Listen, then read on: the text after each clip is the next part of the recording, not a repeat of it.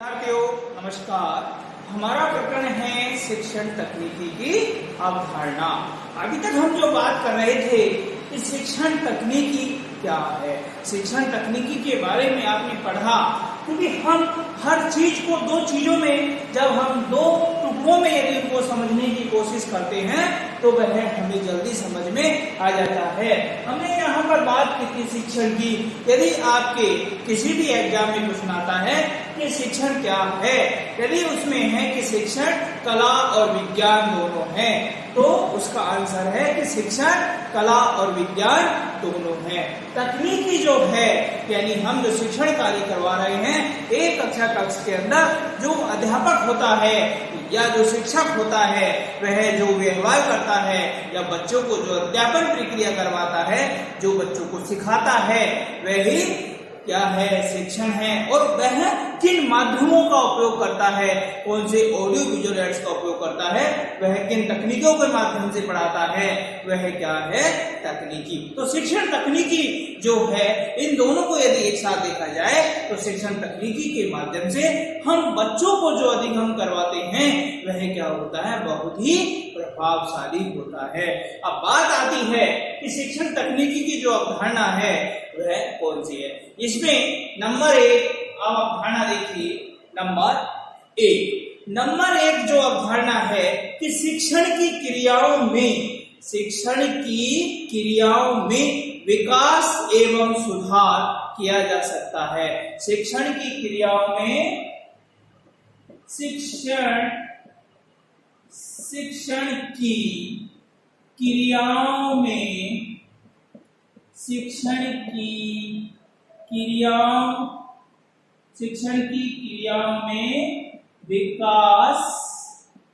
विकास एवं सुधार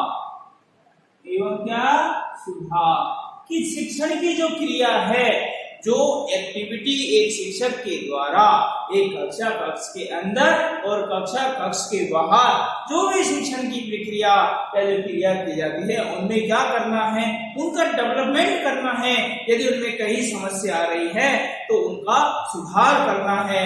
या क्योंकि कई बार ऐसा होता है कि हर बच्चों की जो बुद्धि लब्धि होती है वह अलग अलग होती है, हर बच्चे की आवश्यकता भी अलग अलग होती है, हर बच्चे की जो नीड्स के साथ साथ इंटरेस्ट भी है, मोटिवेशन भी है, हर बच्चे को जरूरी होता है।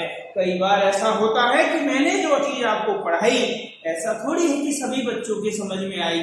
कई बार ऐसा होता है कि कई बच्चों के तो समझ में आ जाती है। ऐसे बच्चे, इनको एक बार समझाया जाता है और ऐसे बच्चों को समझ में आ जाती है, तो ऐसे बच्चे प्रतिभाशाली बालकों की श्रेणी में आते हैं। और ऐसे बच्चे, क्योंकि हर जगह आप देखिए, यदि आप किसी भी परीक्षा का परिणाम देखते हैं या परीक्षा का पेपर देखते हैं, उस पेपर में भी 3 प्रकार के प्रश्नों को सम्मिलित किया जाता है, यानी सबसे सरल, सबसे मध्यम और सबसे कठिन। क्योंकि इस प्रकार से क्या होता है कि जब 3 प्रकार के प्रश्नों को एक प्रश्न पत्र में सम्मिलित किया जाता है, तो क्या होता है कि बच्चों की, यानी जो बच्चे प्रतिभाशाली हैं, जो उस योग्य है, उन बच्चों की छटनी की जाती है। आप किसी भी कंपटीशन एग्जाम में जब एग्जाम देते हैं, वहां पर आपको पता लग जाता है कि परीक्षा का जो प्रश्न पत्र है उसका लेवल क्या है। कई ऐसे प्रश्न आते हैं जो सभी को पता है, वही बच्चे सब वही करेंगे। जो मध्यम है, जिनको कुछ बच्चे जानते हैं और कुछ बच्चे नहीं जानते, और कुछ ऐसा प्रश्न है जो बहुत ही कठिन है, कई बच्चों को तो हवा ही नहीं लगती है क्योंकि उन्होंने पढ़ाई नहीं की। और जिन बच्चों ने पढ़ाई की है वह मध्यम वर्ग तक जा सकते हैं, और यदि उनमें से कठिन में से कुछ बच्चों ने कुछ प्रश्नों को पढ़ा तो वह उच्च रैंक प्राप्त कर लेते हैं। तो ये तो हुआ एक समझाने का तरीका। यहाँ पर जो शिक्षण क्रियाएं होती है उनका विकास किया जाता है और उनमें सुधार शिक्षण तकनीकी के माध्यम से किया जाता है कि बच्चों को जो हम शिक्षण करवा रहे हैं उनमें हमें कहाँ पर सुधार की आवश्यकता है और कहाँ पर हमें जो एक्टिविटी हम बच्चों को सिखा रहे हैं, ये सीखने और सिखाने की जो प्रक्रिया है उसमें बच्चों को किस प्रकार से सिखाना है, इन सब का विकास शिक्षण तकनीकी के माध्यम से किया जाता है। नंबर 2 बात आती है कि शिक्षण एक क्या है, वैज्ञानिक प्रक्रिया।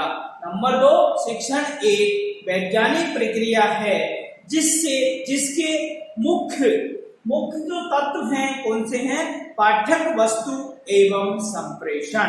मैंने कल भी आपको बताया कि शिक्षण क्या है। नंबर 2, शिक्षण एक वैज्ञानिक प्रक्रिया है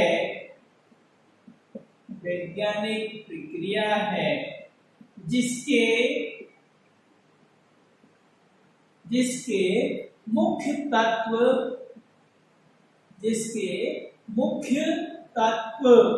इसके मुख्य तत्व क्या क्या है, पाठ्यक्रम या पाठ्य वस्तु और संप्रेषण। और क्या है, संप्रेषण है। यानी जो हमारी शिक्षण की जो प्रक्रिया है यह एक यानी मनोवैज्ञानिक या वैज्ञानिक प्रक्रिया है जिसके मुख्य तत्व पाठ्य वस्तु और कौन सा है, संप्रेषण। आप देखिए कि जब भी शिक्षण तकनीकी की बात आती है वहां पर 2 ही तत्व होते हैं, पाठ्य वस्तु और संप्रेषण। हमारी जो पाठ्य वस्तु है कि जो पाठ्यक्रम है उसको पढ़ाने का जो तरीका है, उसकी जो विधि है वह कैसी है, और संप्रेषण होता है कि यहाँ पर जो अध्यापक होता है वह विद्यार्थियों के साथ संप्रेषण करने की कोशिश करता है, वह विद्यार्थियों को समझाने का प्रयास करता है, वह किन विधियों का प्रयोग करता है, किन सूत्रों का प्रयोग करता है, और लास्ट में आते हैं सिद्धांत। यदि आपको पूछा जाता है कि शिक्षण के जो क्रम है, शिक्षण को किस प्रकार से एक कक्षा में संचालित किया जा सकता है, तो इसमें नंबर 1 विधि के बाद सूत्र के बाद सिद्धांत। यानी पहले विधि आएगी, फिर सूत्र आएंगे, फिर सिद्धांत। यह एक शिक्षण का क्रम होता है जो क्या है कि शिक्षण को प्रभावशाली बनाता है। और हमारी जो शिक्षण तकनीकी होती है यह एक पाठ्य वस्तु और संप्रेषण पर आधारित होती है। इसके बाद नंबर 3 की जब बात की जाती है तो यहाँ पर देखिए कि शिक्षण तथा अधिगम में घनिष्ठ संबंध स्थापित किया जाता है। किस में, शिक्षण तथा अधिगम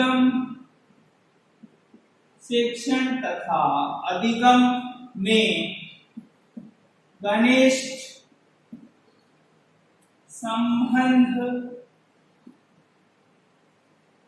स्थापित किया जाना।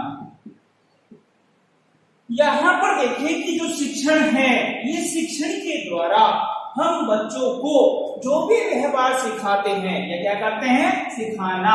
यदि जो व्यवहार बच्चों को सिखाया जाता है, इन दोनों के द्वारा बच्चों के व्यवहार में परिवर्तन लाया जाता है। क्योंकि अधिगम होता है कि बच्चे जो चीज सीख रहे हैं, बच्चों को उनको सीखने के माध्यम से उनके व्यवहार में जो परिवर्तन आता है, क्योंकि अधिगम का अर्थ होता है सीखना। वो जो शिक्षण है, बच्चे को हम कैसे सिखाएंगे, क्यों सिखाएंगे, कब सिखाना है, कैसे सिखाना है, ये सब शिक्षण के अंतर्गत आता है। और हम किन विधियों, सूत्रों, सिद्धांतों का प्रयोग करते हुए बालक को एक निश्चित समय में, एक निश्चित अवधि में, एक निश्चित स्थान पर बालक को सिखाने का प्रयास करते हैं। और जब बालक सीखता है, वह बालक कितना सीखता है, उसके द्वारा वह उनको अपने व्यवहार में परिवर्तन लाता है। तो यहाँ पर इनके द्वारा ही शिक्षण और जो अधिगम होता है, इन दोनों में एक घनिष्ठ संबंध पाया जाता है। इसके बाद नंबर 4 कि जब बात की जाती है कि नंबर 4 जो है कि हमारे अधिगम के जो स्वरूप है, अधिगम के स्वरूपों के लिए शिक्षण द्वारा समुचित परिस्थितियां उत्पन्न की जाती है। क्या की जाती है? शिक्षण तथा समुचित परिस्थितियां उत्पन्न की जाती है। किसके द्वारा? अधिगम के स्वरूपों के लिए, अधिगम के स्वरूपों,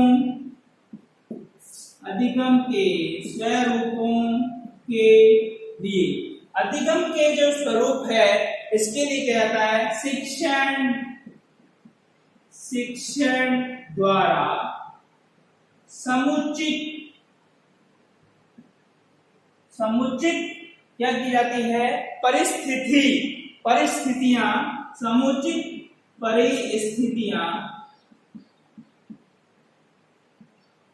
समुचित परिस्थितियां उत्पन्न करना।